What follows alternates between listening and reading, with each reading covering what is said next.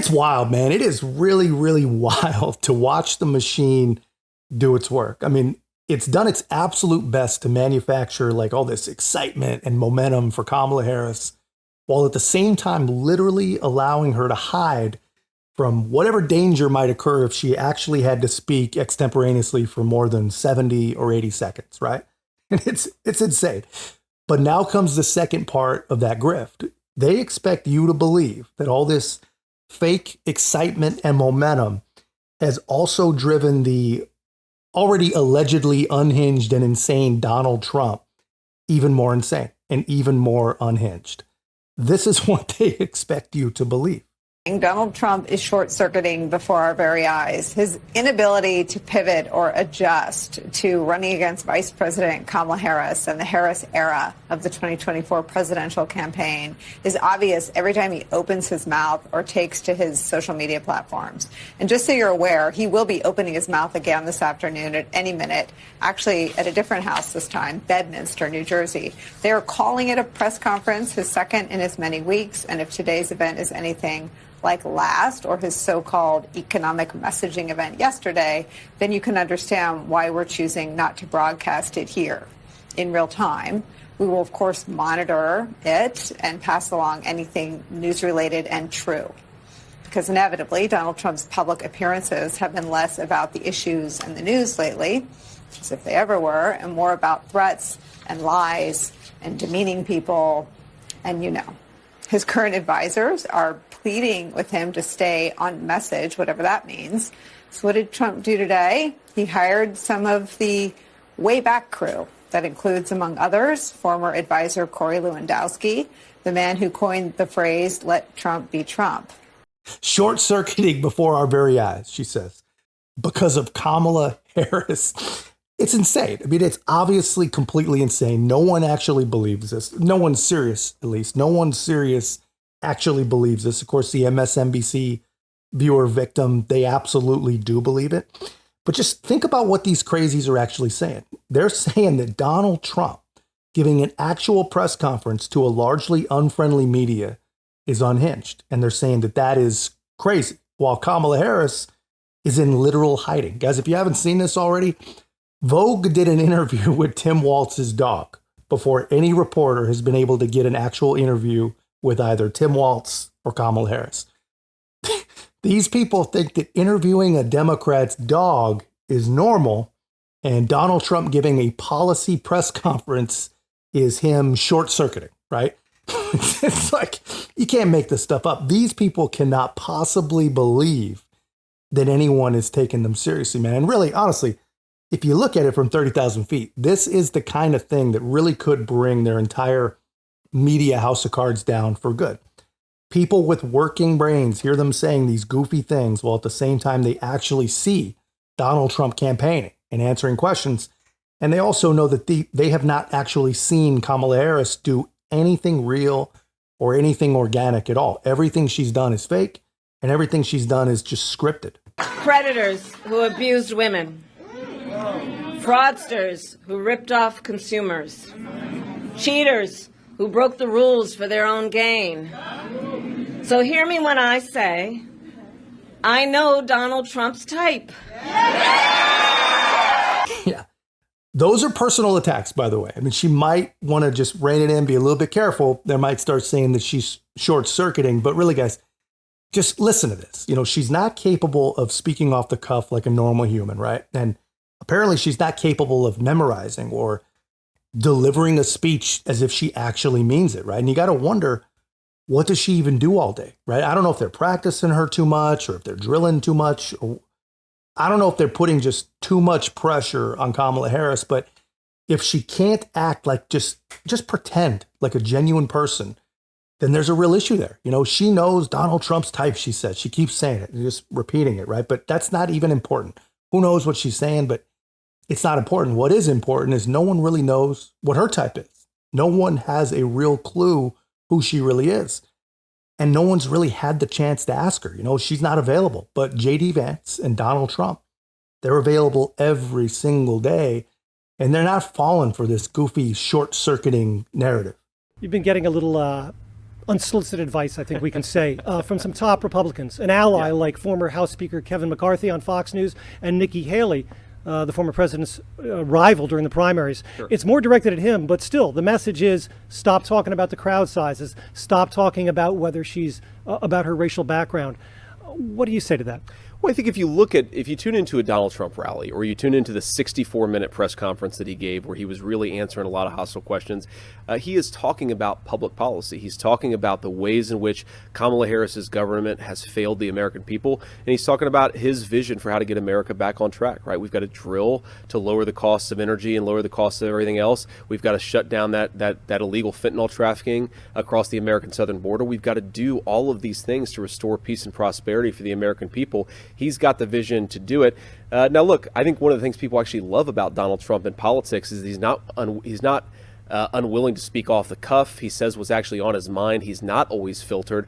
I think that's a good thing, and it's part of his appeal. But if you look at this race, we're talking about policy. That's 90% of what we're doing, and I think that's going to keep on happening.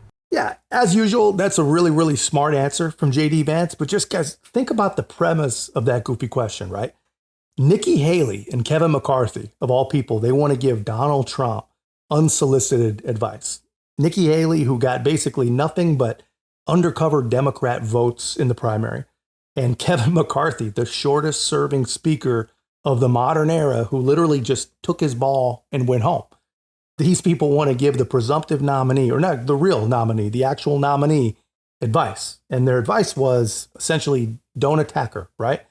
And that's all any of these people want to talk about. The guy gave an actual press conference about actual policy, but instead of asking about the policy or talking about the policy, some reporters wasted their only opportunity to ask a real question.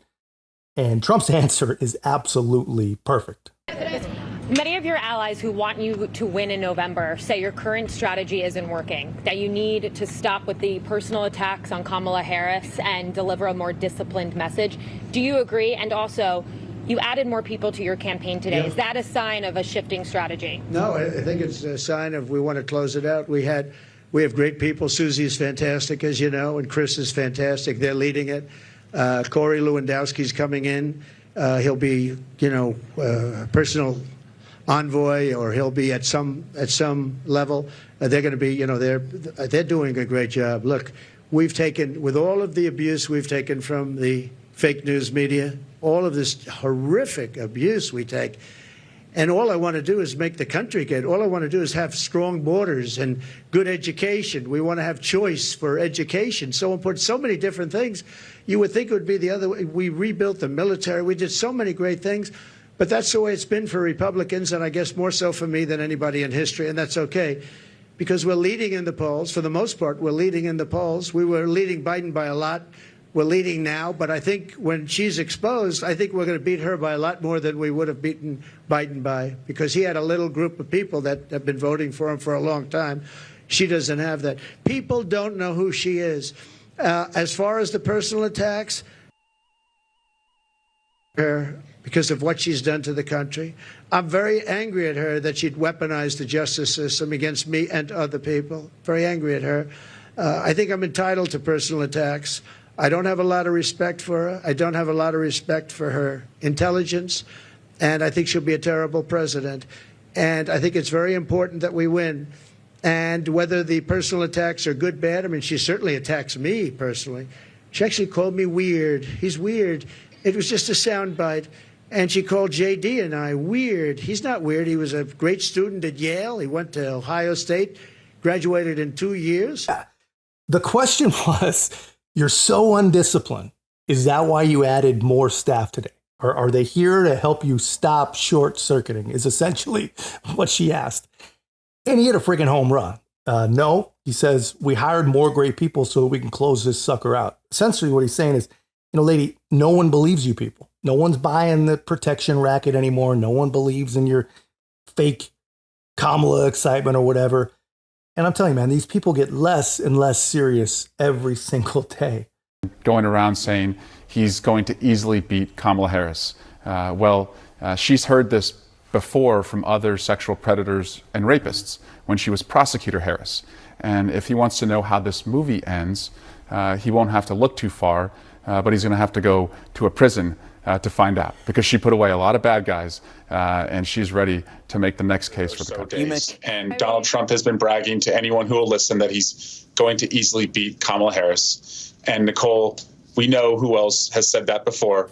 When she was a prosecutor, other sexual predators and rapists did. And so to Donald Trump, I say this: if you want to find out how this movie ends, you should ask them.